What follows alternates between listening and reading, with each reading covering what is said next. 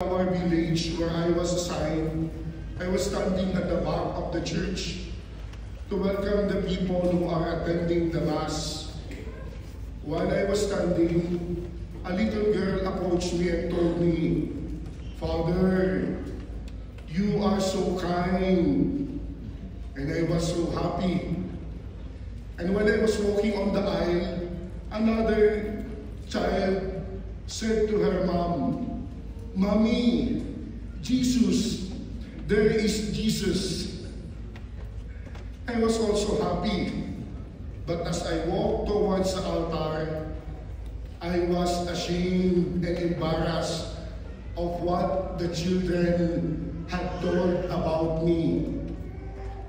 Because I know myself, I know who am I know my weaknesses and shortcomings. Do I accept that I am a kind person?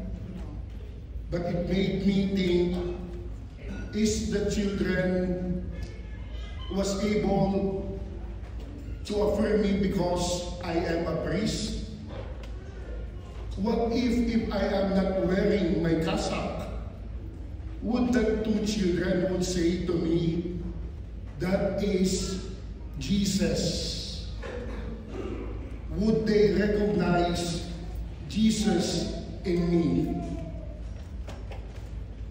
Because it's easy to recognize Jesus to those persons who are wearing a cassock like I am wearing right now. And that made me realize what humility is. Humility is knowing who you are. Humility is accepting your identity.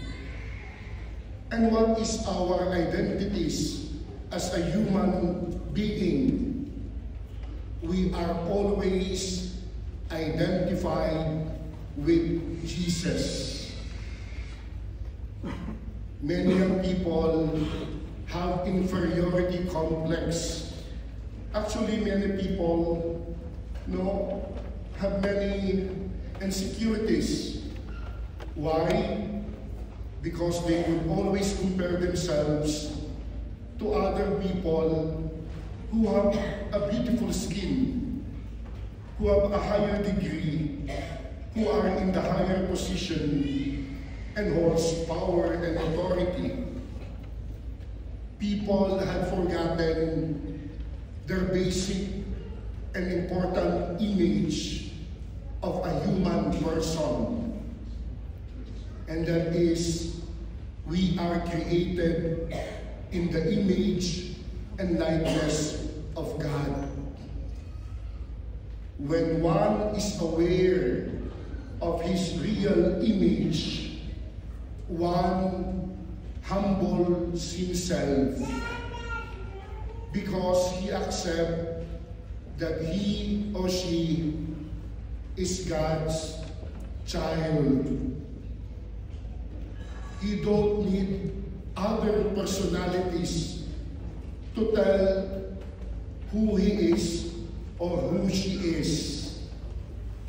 They know that they are God's children.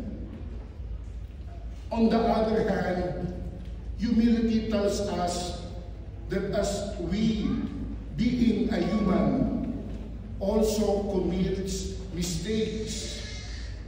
We commit sins.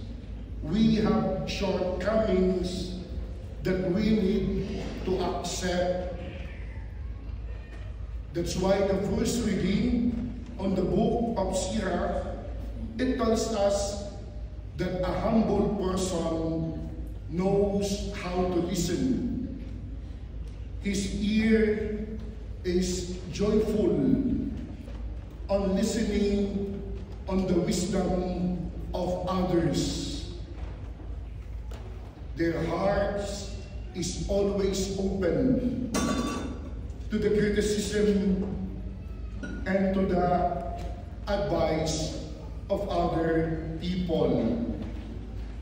They know how to accept their fall.